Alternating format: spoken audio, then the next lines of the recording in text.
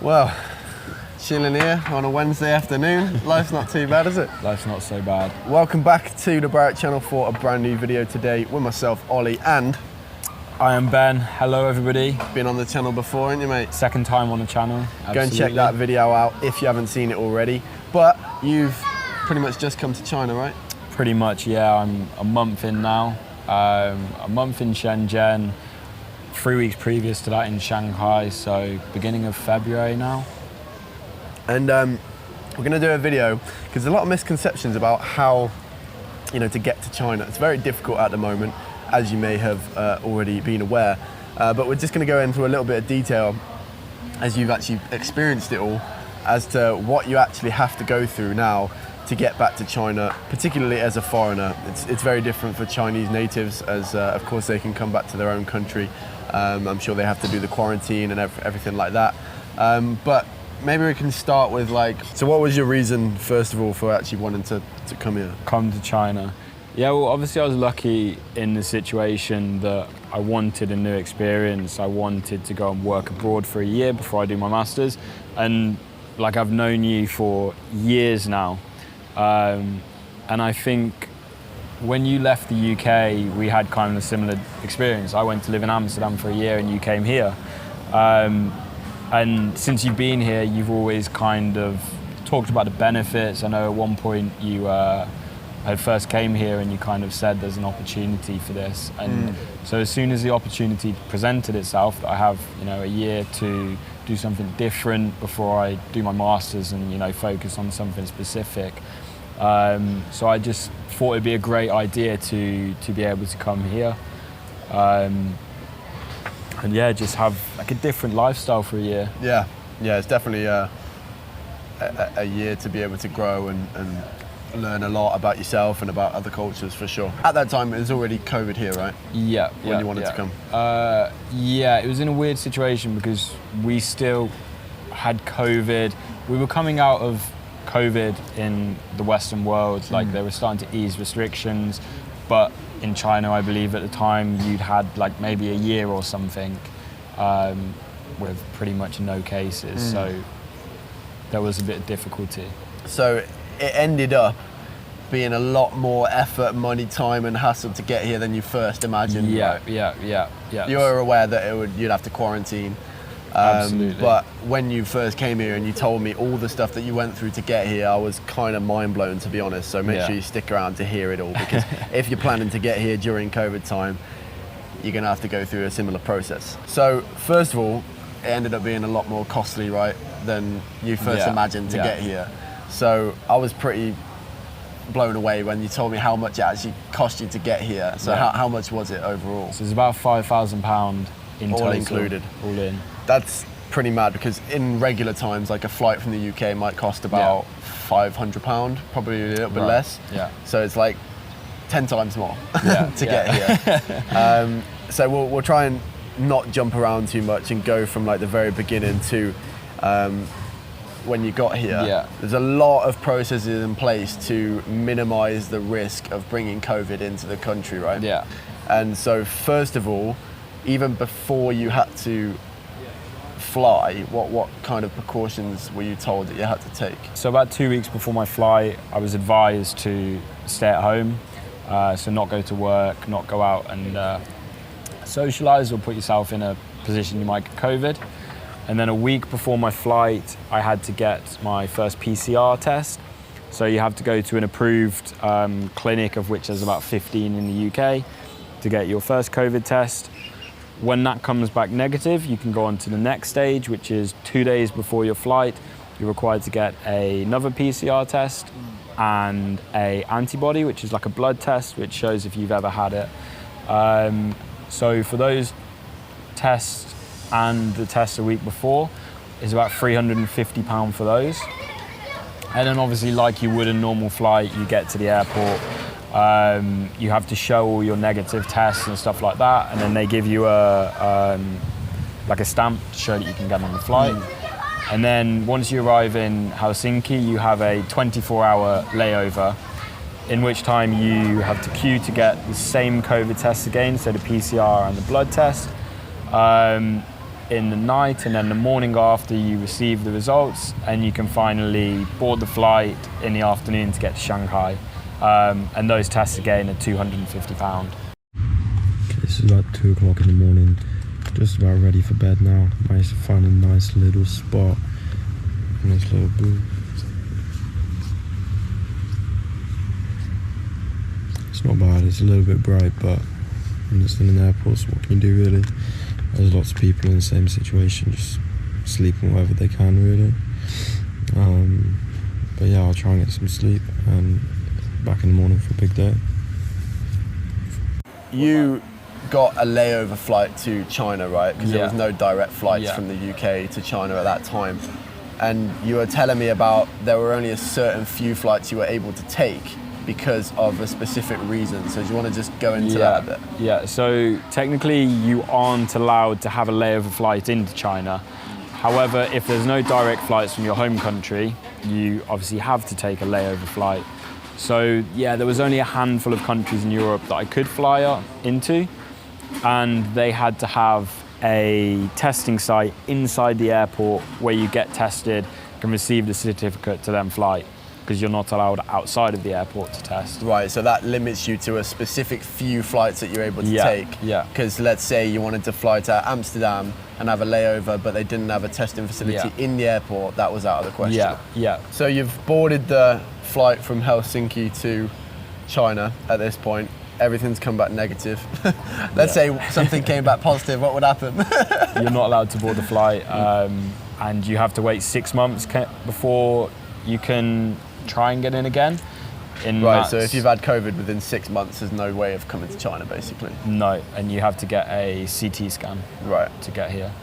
So you're on the plane, you get to China. What happens when you land in the airport in China? When you first get into China, you have to immediately go and take a COVID test. So you queue up in that. I think it was about 3 hours I was in the airport. Okay. You go and get the COVID test, and then you do the usual visa requirements, why you're in the country, etc. And then you get to the end of the airport, and you are organised based on where you're going to be going for the quarantine hotel. So I was quite late out of the flight, so I was one of the last people there. So I got the last bus with a handful of people, and we were then taken away to the quarantine hotel, but with no kind of option of where we go or what price point. You're just allocated. Oh, really? Yeah. Okay, because I'd heard some people previously were given options. They can have from like 3 tiers, but you didn't get that. For the first quarantine hotel, no, there's no choice. For the second one, I was given 2 price points. Oh, okay. A cheap and a mid-range. So in total, you had to do 3 weeks, right? 3 weeks, yeah. And that was split between 2 different hotels. Yeah. So the way they do it is the first 2 weeks is mandatory hotel quarantine. That's what everybody coming into the country has to do. However, if you are living in Shanghai, you can complete the 3rd week at home. So if you don't have a place to live in Shanghai, you go to another hotel. If you're living in Shanghai, you go to your residential address, and I think you have Bluetooth tracker on your phone and sensor on a door. Oh, really? So if the door opens, you have to kind of explain why that happened. Oh, okay. To stop people from going home. And when you were in the hotel, what was it like? Yeah, I mean, it was challenging. Yeah. Obviously coming into a new country that I'd never been to before. Right. Spending your first 3 weeks in a hotel, it's a bit different, understanding the culture based on the food I was given, and short telephone calls with the front desk in what Chinese I could muster. But we had 3 meals a day, breakfast, lunch and dinner. So we've just had a knock at the door, that means lunch is ready. Let's see what we've got.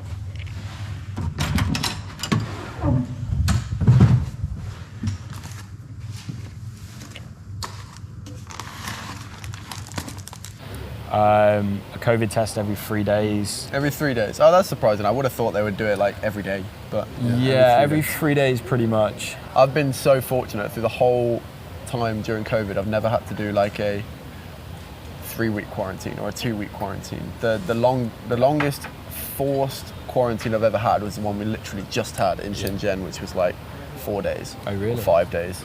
So I've been quite fortunate in that respect. What did you find it like? Because it's one thing to do it, but then to do it straight as you've landed in a new country and never having seen anything besides like the view out of your window. Yeah. It must be really weird.